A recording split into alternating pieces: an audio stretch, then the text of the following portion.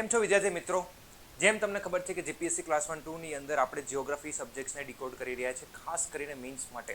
તો આજે આપણે પર્ટિક્યુલરલી જે ટોપિક જોવાનો છે કે જેની અંદર આપણે જોયું સૌથી પહેલા પહેલો અને બીજો ટોપિકને આપણે ડિટેલમાં ચર્ચા કરી હતી કે ભાઈ કેવી રીતના ક્વેશ્ચન્સ હોઈ શકે છે, એ ટોપિકનું અન્ડરસ્ટેન્ડિંગ શું છે, કેવા પ્રકારના ક્વેશ્ચન પૂછાઈ શકે છે, ટોપિક શું કહેવા માંગે છે, બરાબર છે. હવે આપણે આજે જોવાના છે જે રિમેનિંગ 2 ટોપિક છે 3 અને 4. તો ત્રીજો અને ચોથો ટોપિક છે તે આજે આપણે સરખી રીતે સમજવાનો પ્રયત્ન કરવાનો છે કે ટોપિક જે છે એની ડિટેલમાં કેવી રીતે આપણે કરી શકીએ. જીપીએસસીએ આપણને જે સિલેબસ આપ્યો છે એ સિલેબસની અંદર એ પર્ટિક્યુલર ટોપિક જે છે એ કઈ રીતનો પૂછશે અથવા તો કેવા શું માંગે છે. તો આપણી સામે જો ત્રીજો અને ચોથો ટોપિક છે, બરાબર છે. ત્રીજો અને ચોથો ટોપિક જે છે શું કહેવા માંગે છે તો કે છે કે ડેમોગ્રાફિક ડાયનેમિક્સ ઓફ ઇન્ડિયા, બરાબર છે. Demographic dynamics of India and Gujarat. તો કે જો કે આપણે જોયું કે દરેક વસ્તુ સીધી ડાયરેક્ટલી ઇન્ડિયાના કોન્સેપ્ટમાં નથી, પરંતુ ગુજરાતના કોન્સેપ્ટમાં પણ છે, બરાબર છે. તો ડેમોગ્રાફિક ડાયનેમિક ઓફ ઇન્ડિયા આપ્યું છે, બરાબર. વસ્તી વિષયક પરિબળ આપણે જે ગુજરાતીમાં ભણીએ છીએ, વસ્તી વિષયક ડેમોગ્રાફિક ડાયનેમિક્સ, બરાબર છે. કે પોપ્યુલેશન ડિસ્ટ્રીબ્યુશન, વસ્તીનું વિતરણ કેવી રીતનું છે, વસ્તીનું વિતરણ, જેને આપણે સોશિયલ જીઓગ્રાફી પણ કહીએ છીએ. આ ત્રીજો ટોપિક જે છે તમારો એ સીધો કોની સાથે સંકળાયેલો છે? સોશિયલ જીઓગ્રાફી, સામાજિક ભૂગોળ જેને આપણે કહીએ છીએ. ત્યારબાદ અહીંયા તમે જોશો તો કે પોપ્યુલેશન ડિસ્ટ્રીબ્યુશન, વસ્તીનું વિતરણ છે. ડેન્સિટી છે, વસ્તીની ઘનતા છે. એજ સેક્સ છે, બરાબર છે. સંરચના છે, ગ્રોથ રેટ છે. રૂરલ અને અર્બન કમ્પોઝિશન છે, ગામડું અને શહેરી એ બંનેની સંરચના છે, બરાબર છે. રેસ વિશે છે, સ્કેડ્યુલ ટ્રાઇબ અને સ્કેડ્યુલ કાસ્ટ વિશે છે. રિલિજિયન વિશે છે, લેંગ્વેજ એટલે કે ભાષા વિશે છે. લિટરસી એટલે કે શિક્ષણ, બરાબર, સાક્ષરતા. એજ્યુકેશન શિક્ષણ. માઇગ્રેશન છે, સ્થળાંતર છે. અર્બેનાઇઝેશન છે, શહેરીકરણ છે. પોપ્યુલેશન પોલિસીસ છે, ઇન્ડિયાની નેશનલ પોલિસીસ છે. And issues et cetera. તો આટલા ટોપિક તમારા જે છે એ શેમાં બને છે તો કે આટલા ટોપિક તમારા ત્રીજા પોઈન્ટ્સમાં એ લોકોએ આપેલા છે, બરાબર છે. તો ત્રીજા પોઈન્ટ્સની અગર આપણે વાત કરીએ તો ત્રીજા પોઈન્ટ્સને અગર આપણે સરખી રીતે સમજીએ તો આ જે ત્રીજો પોઈન્ટ છે એની અંદર આપણા મેઇન પોર્શન જે લખેલા છે. પહેલા તો ત્રીજો પોઈન્ટ જે છે સૌથી પહેલા તો આપણે સમજીએ કે આખો ટોપિક તમારો કયા રિલેટેડ છે? સામાજિક ભૂગોળ, સોશિયલ જીઓગ્રાફી રિલેટેડ છે, બરાબર છે.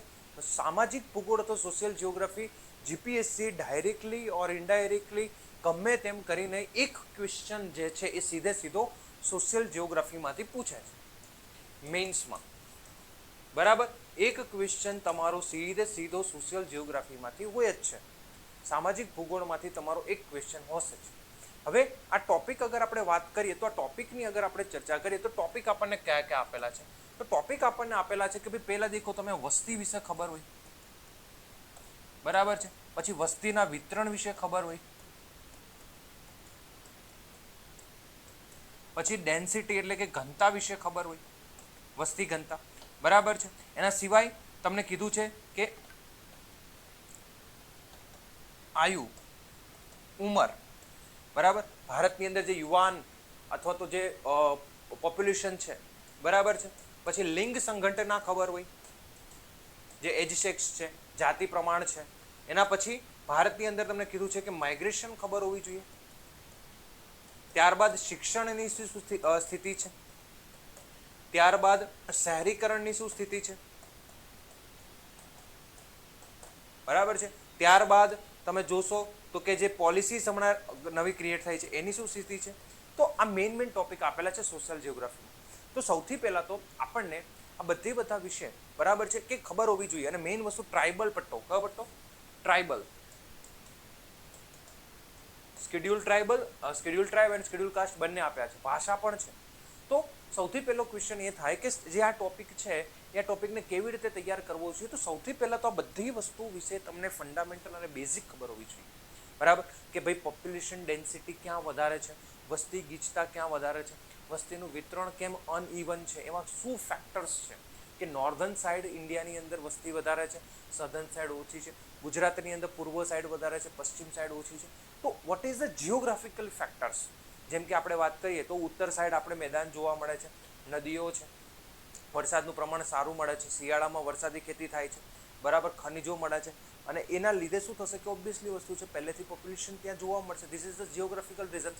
તો એ જિયોગ્રાફિકલ રીઝન્સ તમારે અહીં એડ કરવાના છે કે ભાઈ કંઈ પણ ક્વેશ્ચન પૂછાય કે ભાઈ તમને ગુજરાતમાં કે ભારતમાં અનઇવન વસ્તીનું વિતરણ છે, વસ્તી ગીચતા અનઇવન છે, એને લીધે શું સમસ્યા ઉત્પન્ન થઈ છે, ભારત અને ગુજરાતમાં શહેરીકરણના કારણો કયા છે, બરાબર છે, રીઝન્સ કયા કયા છે, જિયોગ્રાફિકલી રીઝન્સ કયા કયા છે, બરાબર, જે માઇગ્રેશન થાય છે, સ્થળાંતર થાય છે એક જગ્યાએથી બીજી જગ્યાએ, તો એ માઇગ્રેશનના શું કારણો છે, એ માઇગ્રેશન અથવા તો સ્થળાંતર થઈ રહ્યું છે એની પાછળ કયા ફેક્ટર્સ જવાબદાર છે, ગવર્મેન્ટ શું કરી રહી છે સ્થળાંતર માટે, એ સ્થળાંતરને ઓછું કરવા માટે, રોકવા માટે, ગામડાઓને જે આપણે કહીએ કે હાથીના પગ છે, તો એ ગામડાઓ જે છે એ ગામડાઓને કેવી રીતે સરકાર જે છે ગુજરાત અને ભારતમાં અત્યારે વિકસિત કરી રહી છે, વિકાસ કરી રહી છે, પોલિસીસ બનાવી રહી છે કે ભાઈ જેનાથી લોકો ગામડામાં આવક મેળવી શકે, બરાબર છે, જેથી માઇગ્રેશન ઓછું થઈ શકે. શહેરીકરણ અને સ્માર્ટ સિટીનો શું કોન્સેપ્ટ છે,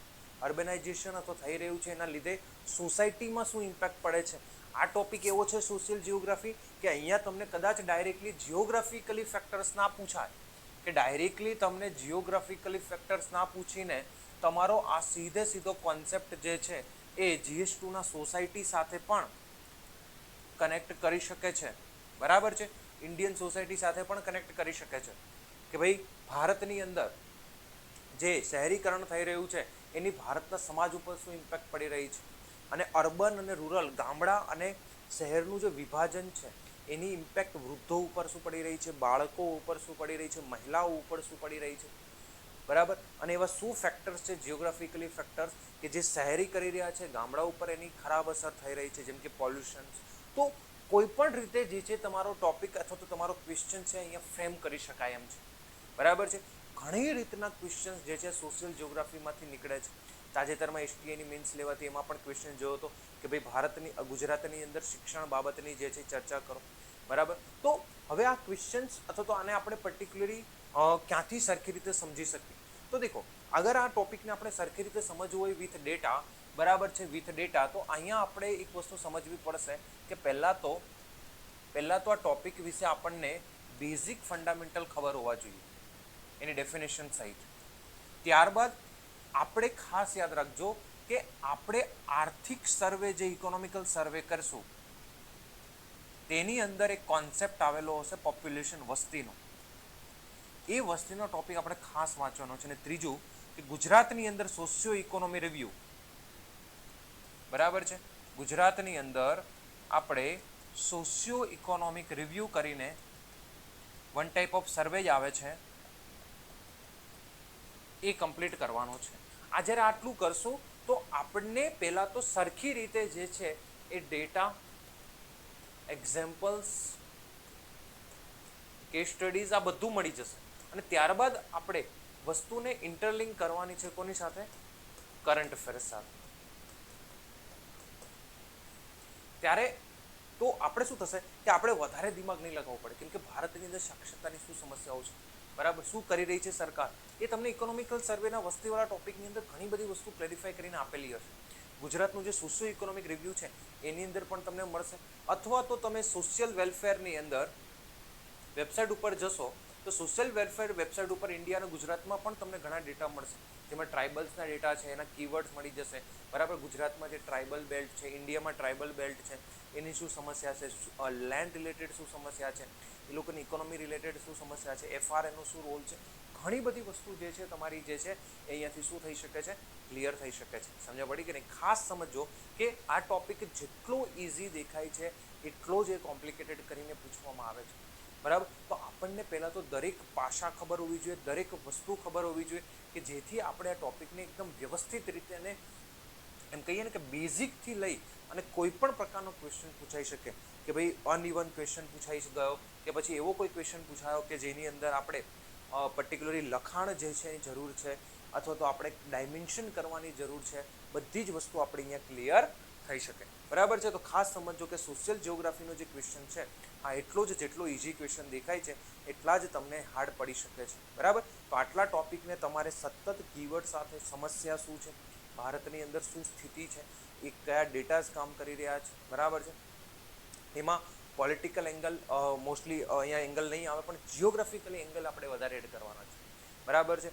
અને એવા જ ક્વેશ્ચન આવશે કે જેમાં જિયોગ્રાફી સંકળાયેલી હશે, બરાબર. તો તમારે આ ટોપિકને રીડ કરીને તમારે જેટલા બને એટલા ડાયમેન્શન્સ વધારે ક્રિએટ કરવાના છે, બરાબર છે. ચલો હવે એક ટોપિક આપણો ચોથો ટોપિક જે છે, ચોથો ટોપિક અગર તમે જોશો તો ચોથો ટોપિક કંઈક તમને આવું કહે છે કે ભાઈ દેખો ઇમ્પોર્ટન્ટ જિયોગ્રાફિકલ ફિનોમિના. પહેલા નહોતો, પહેલા તમને 3 ટોપિક આપવામાં આવતા હતા, બરાબર. આ ચોથો ટોપિક જે છે એ તમારો ન્યૂ ટોપિક એડ કરવામાં આવે છે. ઘણા લોકોને કન્ફ્યુઝન થાય છે કે આ જે ટોપિક છે ડિઝાસ્ટર મેનેજમેન્ટમાં પણ આવે છે, તો શું આ ડિઝાસ્ટર મેનેજમેન્ટનો ટોપિક છે? તો કે ના, આ ટોપિક ડિઝાસ્ટર મેનેજમેન્ટનો નથી, આ ટોપિક પ્રોપર જિયોગ્રાફીનો ટોપિક છે, બરાબર છે. આ ટોપિક પ્રોપર કેનો છે? પ્રોપર જિયોગ્રાફીનો ટોપિક છે. શું કીધું છે? ઇમ્પોર્ટન્ટ જીઓફિઝિકલ ફિનોમિના, મહત્વના જે ભૌતિક ફિનોમિના છે, જીઓફિઝિકલ ફિનોમિના છે, જેવા કે અર્થક્વિક્સ એટલે કે ધરતીકંપ, સુનામી, બરાબર, વોલ્કેનિક એક્ટિવિટી, જ્વાળામુખી પ્રવૃત્તિ, સાયક્લોન્સ એટલે કે ચક્રવાત, એક્સેટ્રા. તો અહીંયા 4 ફિનોમિના લખ્યા છે, પાછળ એક્સેટ્રા લખ્યું છે, મતલબ કે વગેરે, બરાબર છે. તો આ જે ફિનોમિના છે આ ફિનોમિનાનું જીઓફિઝિક્સ વસ્તુ શું છે, જીઓફિઝિકલ વસ્તુ શું છે એની આપણે જે છે અહીંયા શું કરવાની છે? ચર્ચા કરવાની છે. ચલો સમજો. હવે આપણે આ 4 ફિનોમિનાની વિશે અગર આપણે ભણીને જ આવ્યા છીએ, આપણે વેરી અલગ અલગ જગ્યાએ ભણતા પણ હોઈએ છીએ, બરાબર છે. તો આજે ચોથો ટોપિક આપણને આપ્યો છે કે જેની અંદર 4 ફિનોમિના લખ્યા છે કે સૌથી પહેલો ફિનોમિના જે છે એ આપણો છે ધરતીકંપ, બીજો ફિનોમિના છે સુનામી, બરાબર, જ્વાળામુખી પ્રવૃત્તિ, અને ચોથો ફિનોમિના છે ચક્રવાત. હવે 90% લોકોને કન્ફ્યુઝન શું થાય કે સર આમાં ડિઝાસ્ટર મેનેજમેન્ટ લખવાનું છે કે આપણે ડીએમમાં જે ભણીએ છીએ કે અર્થક્વેક આવે તો એની પહેલાં શું કરવું જોઈએ, અર્થક્વેક દરમિયાન શું કરવું જોઈએ, અર્થક્વેક પછી શું કરવું જોઈએ, ચક્રવાત આવે તો શું કરવું જોઈએ, શું આપણે એ ફિનોમિના લખવાના છે? તો કે ના. દેખો આ ટોપિકનો લાસ્ટ ટાઈમ પણ એક ક્વેશ્ચન પૂછાયો હતો, હમણાં એસટીઆઈ મીન્સ કે એમાં પણ એક ક્વેશ્ચન પૂછાયો હતો. 90% શું કરીને આવે છે, 90% લોકો ભૂલ કરીને શું આવે છે તો કે અહીંયા ડિઝાસ્ટર મેનેજમેન્ટ રિલેટેડ વસ્તુઓ લખીને આવશે. પણ આ તમે વિચારો આ ટોપિક તમને કેમાં આપેલું છે? GS1માં આપેલું છે, બરાબર છે, GS1માં. અને GS1માં પણ કયા કોન્સેપ્ટમાં આપેલો છે, કયા સબ્જેક્ટમાં આપેલો છે? તો કે જ્યોગ્રાફી, ભૂગોળમાં આપેલું છે, બરાબર છે, જ્યોગ્રાફી એટલે કે ભૂગોળમાં આપેલું છે. તો અહીંયા પણ તમારી પાસે સીધા જે ફેક્ટર્સ પૂછાશે અથવા તો ફેક્ટર્સ જે લખવાના છે અથવા તો જે એંગલમાં લખવાનું છે એ તમારું જિયોગ્રાફિકલી એંગલ જ આવશે, ભૌગોલિક એટલે કે ભૂગોળ એંગલ જ આવશે. આ વસ્તુને સમજો. જેમ કે અહીંયા તમને ક્વેશ્ચન પૂછાય કે ધરતીકંપ આવવાના કારણો શું છે, બરાબર છે. પણ પહેલા આવું નહોતું, પહેલા તમને ડાયરેક્ટલી ફિનોમિના જેમ કે ડીએમમાં પૂછાય તો ધરતીકંપ આવવાના કારણો ના પૂછાય. એમાં શું પૂછાય કે ધરતીકંપ કેવી રીતે ઇમ્પેક્ટ કરે છે, શું કરી શકાય, કઈ ટેકનોલોજી યુઝ કરી શકાય, એવું બધું. પણ અહીંયા એ પોર્શન બહુ લિમિટેડ થઈ જશે. અહીંયા જે ફિનોમિના ક્રિએટ થાય છે એ ફિનોમિના પાછળનું જિયોગ્રાફિકલી ફેક્ટર શું છે, જેમ કે ધરતીકંપ પાછળનું ટેક્ટોનિક એક્ટિવિટી છે, નેચરલ ફોર્સ છે, અધ્વગમન ઉધ્વગમન છે, બરાબર છે, તણાવ બળ છે, દબાણ બળ છે, બરાબર. તો આ બધી વસ્તુ આજે જે જિયોગ્રાફિકલી આપણે ભણીને આવ્યા છે, પૃથ્વીની આંતરિક રચનાનો રોલ શું છે, એસ્થેનોસ્ફિયરનો રોલ શું છે, લિથોસ્ફિયર જે છે તૂટે છે, બરાબર છે, ડાયવર્જન્ટ બાઉન્ડ્રી બને છે, અભિસારી અપસારી સીમાઓ ક્રિએટ થાય છે. તો એ જે ટેકનિકલ ટર્મ્સ છે, બરાબર, એના લીધે જે ફોલ્ટિંગ પડે છે, બરાબર છે, એ જે સ્તરભંગ ફોલ્ટ થાય છે, ટેક્ટોનિક એક્ટિવિટી, ઇન્ડિયાની જે બાઉન્ડ્રી છે, તો આ બધી વસ્તુ તમારે અહીંયા કરવી પડે.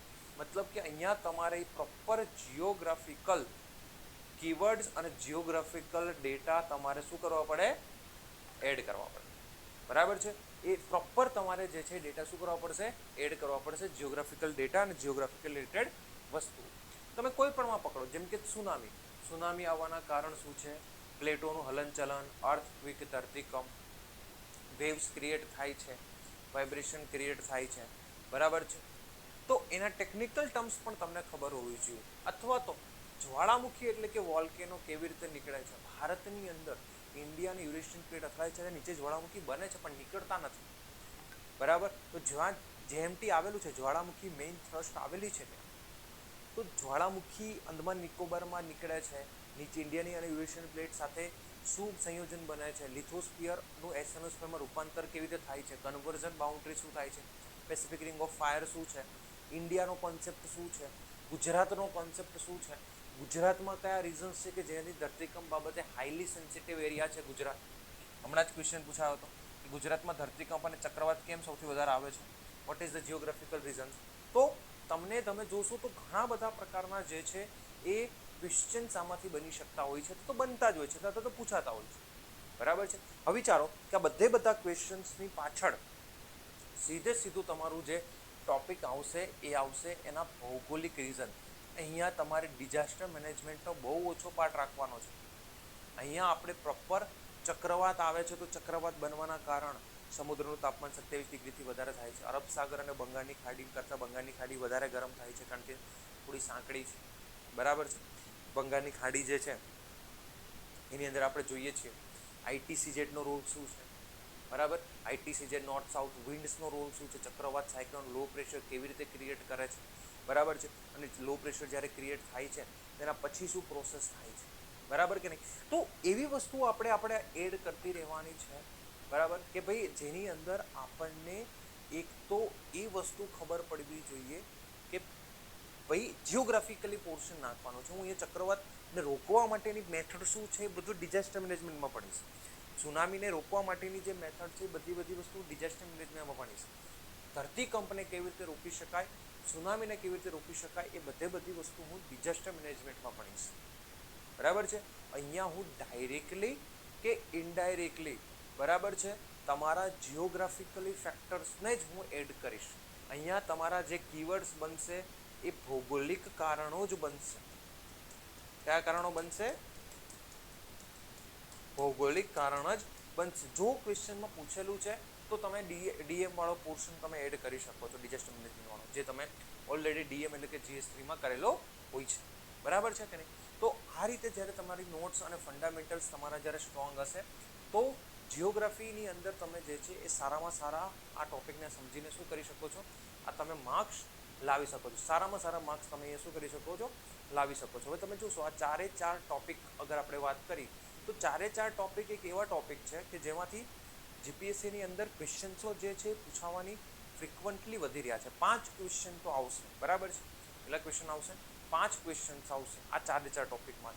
જો આપણે આ ટોપિકને સબ્જેક્ટને સમજ્યા હોય તો આપણે અગર વાત કરીએ કે ભાઈ કેવા પ્રકારના જે છે એ ક્વેશ્ચન્સ અથવા તો એમ કહી શકાય કે કેવા પ્રકારના ક્વેશ્ચન્સ પૂછાઈ શકતા હોય છે, બરાબર.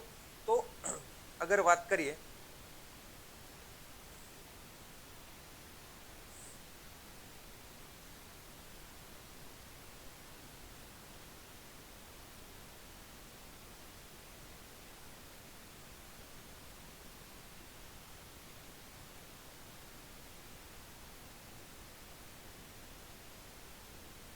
બરાબર, આપણે મેઇન્સના ક્વેશ્ચન જોઈએ કે જે લાસ્ટ ટાઈમની જે ક્લાસ 1-2 હતી, બરાબર, એના જે મેઇન્સના જિયોગ્રાફીમાં કેવા ક્વેશ્ચન પૂછ્યા હતા, બરાબર. એટલે આપણને ઘણો બધો શું મળશે, અંદાજો મળશે કે GS1માં આપણે જે રીતે ટોપિકને સમજાય એ રીતના ક્વેશ્ચન્સો કેવી રીતના પૂછાયા છે. ચલો અહીંયા તમે જોશો તો GS1 આપ્યું છે, બરાબર છે. GS1માં તમે જુઓ તો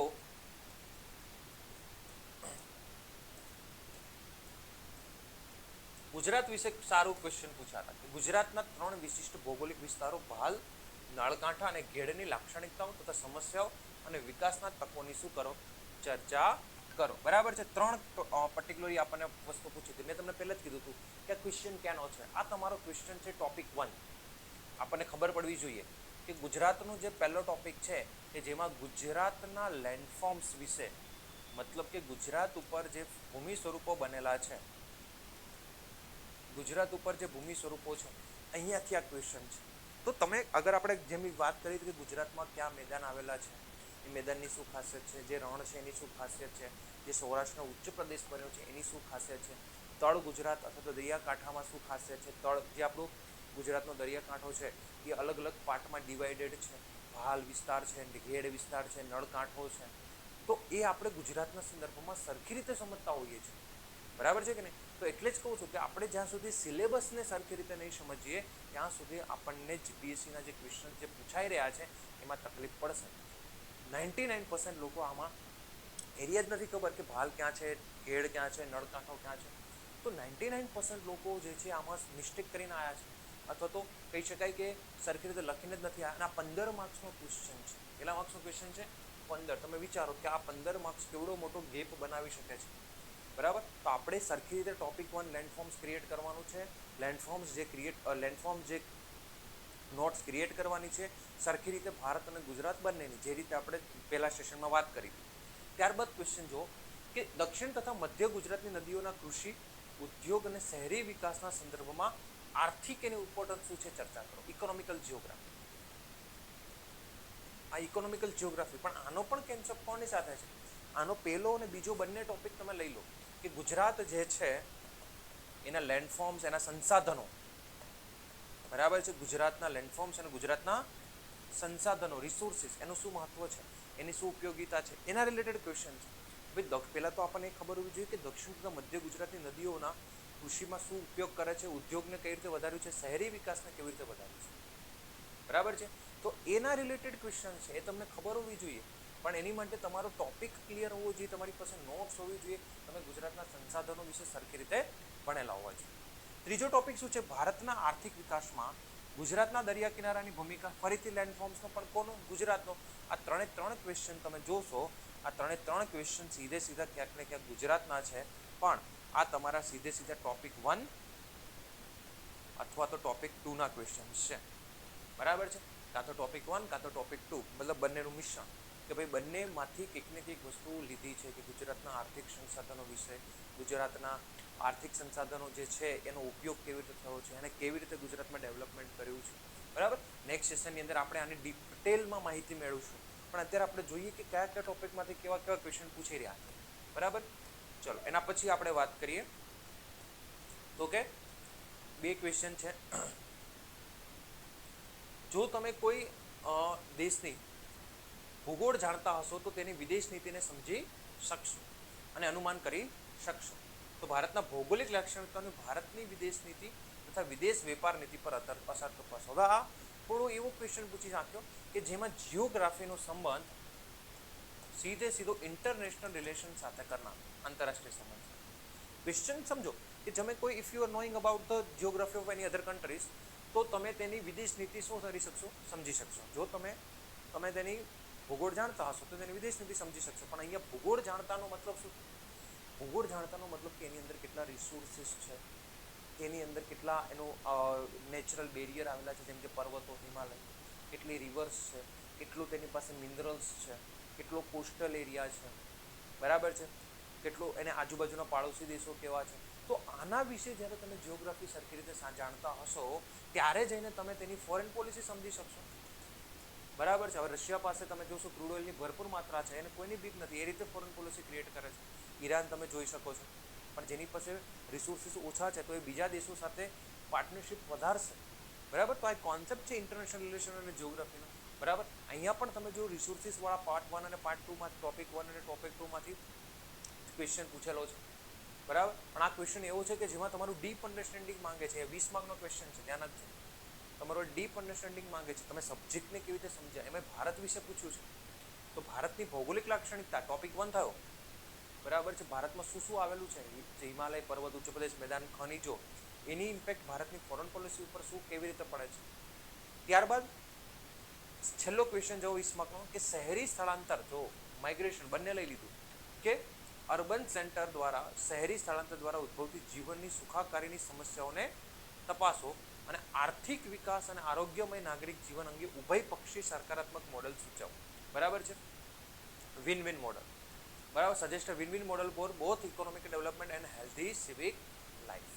તો કહેવાનો મતલબ કે તમને પહેલાં તો અહીંયા શું પૂછ્યું છે કે શહેરી સ્થળાંતર દ્વારા જે જીવનની સુખાકારીની સમસ્યાઓ તપાસવાની છે, કે શહેરીમાં જે સ્થળાંતર થાય છે એના લીધે, બરાબર, તો કે એના લીધે urban center migration challenge or easing living urban center suggest win win model, બરાબર. તો સુખાકારીની સમસ્યાઓ શું ઉત્પન્ન થાય છે? એક વ્યક્તિ જ્યારે શહેરમાં સ્થળાંતર થાય છે તો કેવી કેવી સમસ્યાઓનો સામનો કરે છે? આરોગ્ય હેલ્થ રિલેટેડ હોય કે પછી રહેઠાણ રિલેટેડ હોય, ખોરાક રિલેટેડ હોય, વોટેવર. અને આરોગ્યમય નાગરિક જીવન અંગે, બરાબર છે, કે જ્યાં જો હેલ્થ ઉપર વધારે ફોકસ છે, હેલ્થ સિવિક્સ લાઈફ ઉપર, અને ઇકોનોમિકલ ડેવલપમેન્ટ, આર્થિક વિકાસ પણ કરવો છે અને હેલ્થ નાગરિકની હેલ્થ પણ સારી રહેવી છે. એ બંને માટેના વિન વિન મોડલ કયા કયા છે કે બંને સારી રીતે આગળ વધી શકે એવા મોડલ તમારે સૂચવવાના છે. તો આ ટોપિક પણ ઇન્ડિયન સોસાયટી સાથે તમે કોન્સેપ્ટ ભણી શકો. જો મેં તમને કીધું હતું કે તમે સોસાયટી ભણો ત્યારે તમારે હેલ્થવાળો પોર્શન ભણવો પડે છે, બરાબર. તો એની સાથે તમે ઇન્ટરલિંક કરી શકો.